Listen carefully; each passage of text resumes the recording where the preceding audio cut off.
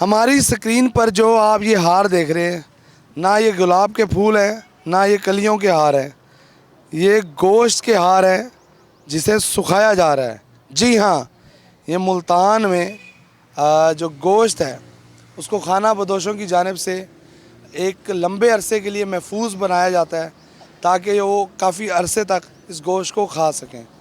ملتان میں جو خانہ بدوش فیملیز ہیں وہ قربانی کے گوشت کو اکٹھا کرتے ہیں۔ اکٹھا کرنے کے بعد کیونکہ وہ پورا سال افورڈ نہیں کر سکتے تو اکٹھا کیا ہوا گوشت سکھا لیا جاتا ہے، کیونکہ فریج کی سہولت موجود نہیں ہے۔ تو یہ ایک طریقہ بھی ہے کہ فریج کے بغیر گوشت کو کس طرح سے محفوظ بنایا جائے۔ خانہ بدوش خاتون ہمارے ساتھ موجود ہیں، ان سے جاننے کی کوشش کرتے ہیں کہ طریقہ کار کیا ہے۔ اچھا اماں جی، یہ بتائیے گا کہ آپ اس گوشت کو کس طرح سے سکھاتے ہیں، اس کا طریقہ کار کیا ہے؟ یہ نا ہم ہانڈی میں ڈال لیتے ہیں اور اس کا وہ جو پانی نکل آتا ہے گوشت کا، پھر وہ بھنائی ہو جاتی ہے۔ تھوڑا سا نمک ڈالتے ہیں اور بھنائی کر کے پھر اتار لیتے ہیں۔ اتار کے پھر دھاگوں میں پروتے ہیں ان کو، بس۔ کتنے دن تک سکھاتے ہیں؟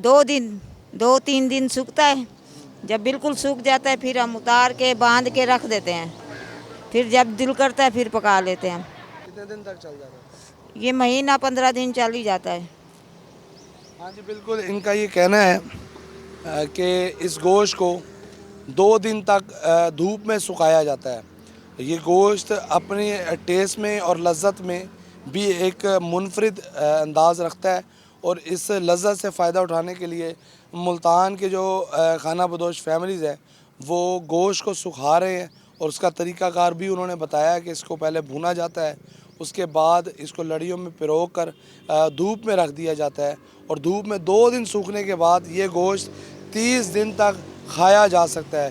بغیر فریج کے گوشت کو محفوظ بنانے کا یہ ایک بہترین طریقہ ہے جو خانہ بدوش فیملیز برسوں پرانی روایات کو اجاگر کرتے ہوئے آج بھی زندہ رکھے ہوئے ہیں۔